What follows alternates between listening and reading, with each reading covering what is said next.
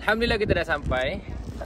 Satu kawasan bersejarah di kota Madinah ini adalah digelarkan sebagai kawasan medan peperangan Uhud. Sebab apa nama dia medan peperangan Uhud tu? Tengok sana. Sebab dia berdekatan dengan Jabal Bukit Tunggal. Dekat sinilah terjadinya pengorbanan, kesungguhan, penumpahan darah oleh para sahabat radhiyallahu anhum ajma'in untuk usaha pertahankan apa ni? Kita dah nikmati ni Islam ni sebab ni. Sebab peperangan para sahabat dan juga pengorbanan yang paling tertinggi, contoh dan idola utamanya Rasulullah.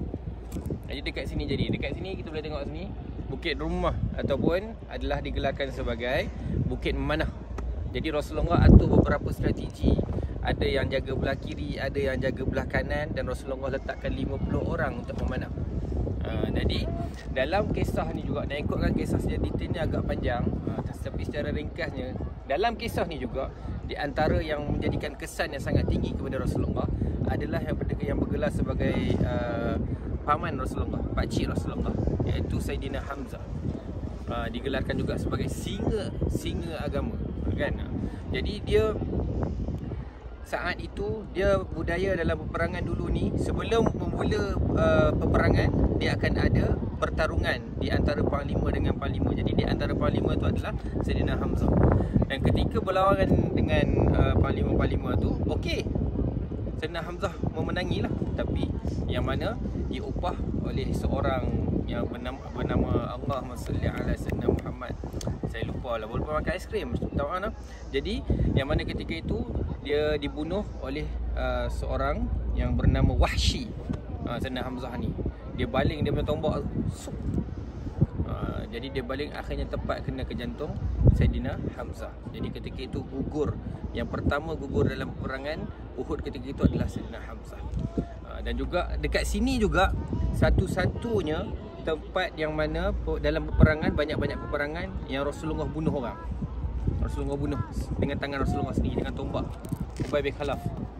Yang mana waktu nak serang Rasulullah ambil tombak, Rasulullah balas. Rasulullah ni hebat, bergusti.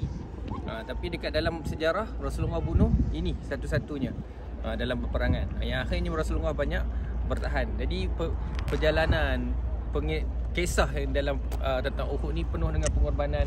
Sampailah satu ketika bila Rasulullah lepas diserang, Rasulullah bunuh Ubay tu. Dan akhirnya yang bila Rasulullah diserang lagi, dan yang mempertahankan Rasulullah digelarkan sebagai benteng manusia. Dia tahankan diri dia pun ni. Dia tahan diri dia ni.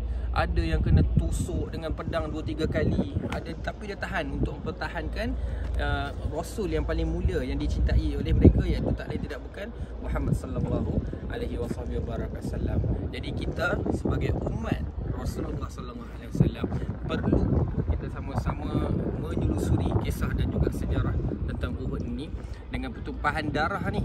Seperti mana kita membanggakan kemerdekaan kita, yang mana tumpahnya darah nenek moyang kita, begitu jugalah Islam diperjuangkan dalam keadaan yang sama, bukanlah dalam keadaan yang biasa-biasa. Dan akhirnya dalam peperangan Uhud tertumpas, akhirnya terbunuh ataupun syahid daripada 700, 10% yang meninggal, iaitu 70 orang yang syahid dekat makam syuhada di sana. Jadi dekat situ kita akan pergi untuk kita sama-sama baca doa untuk di makam syuhada, insya-Allah. Alhamdulillah sekarang kita tengah menghadap makam syuhada. Di dalamnya ada 70 makam. Di antaranya adalah makam pakcik Rasulullah Sayyidina Hamzah. Dulu pernah banjir. Jadi antaranya dia orang kesankan ada mayat serius. Gambar fresh.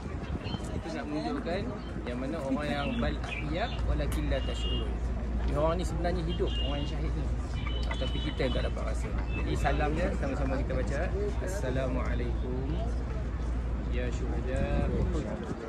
Allahumma jazihim 'anil Islam wa ahlahu afdalal jazaa warfa' darajatihim wa akrim maqamahum bifadlika wa karamika ya akramal akram.